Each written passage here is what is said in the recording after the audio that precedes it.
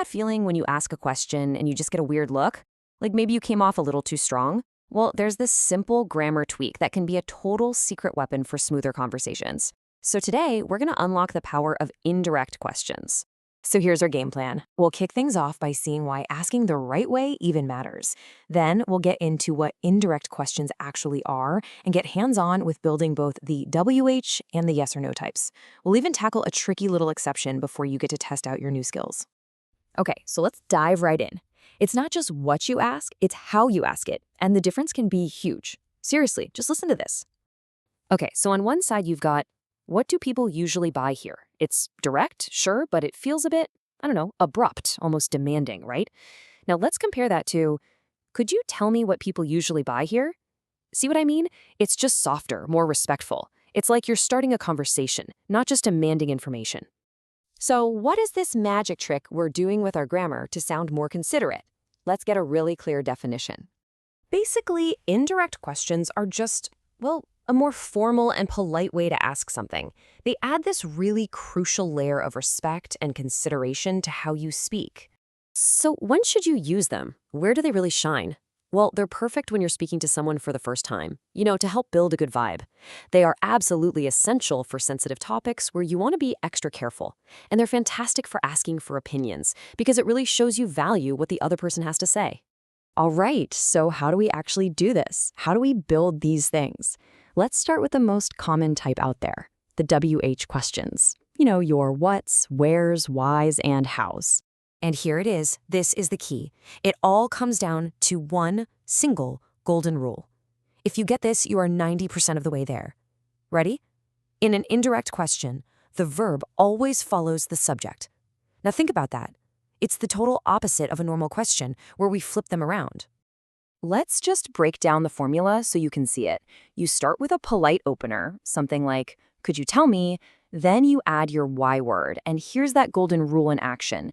You use a normal sentence structure, subject, then the verb. So it's he has been reading, not has he been reading, like you'd usually ask. And here's how that first one looks as a full sentence. Could you tell me what he has been reading? See? It just flows so nicely, and it follows that golden rule perfectly. Okay, so that covers your what questions. But what about the questions that have a super simple yes or no answer? Well, the great news is that golden rule we just learned, it still applies. There's just one tiny little addition. For these types of questions, all you have to do is slot the word if right after your polite opener. But look, the golden rule holds strong. The verb still comes after the subject. No changes there. You can see the formula right here.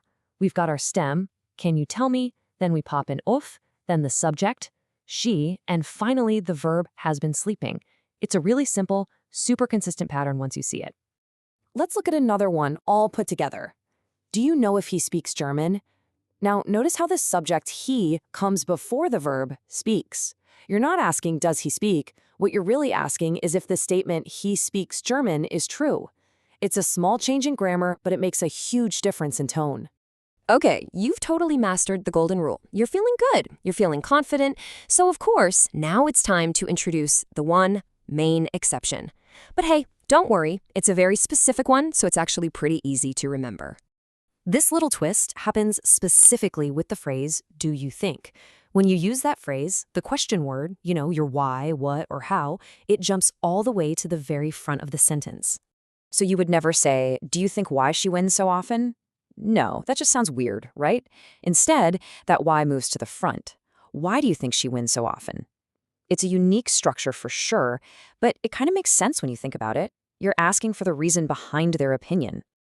All right, we've covered the rules, we've covered the one big exception. So now it's your turn. Let's do a quick check to see if you've got this down. Okay, first one up. The direct question is, does he work with Carlos? So how would you make that indirect using the phrase, do you know? I'll give you a second. Think about it. Is this a WH question or is it a yes-no question? And the answer is, do you know if he works with Carlos? Perfect. It's a yes-no question, so we add if, and then we follow our golden rule. The subject, he, comes right before the verb works. Awesome. Okay, let's try another one. How about this? The direct question, how long has he had this phone? And your starting phrase is, could you tell me? Go ahead. Try to form that indirect question. And the answer is, could you tell me how long he has had this phone? The key part, the crucial part, is that the verb has follows the subject he. We don't say how long has he, we say how long he has. That is the golden rule working its magic right there. And just like that, you've got the tools to make your questions way more effective and, just nicer. So I have one final question for you. And hey, notice the grammar here. Do you know what you'll watch next? Thanks so much for hanging out and learning with us today.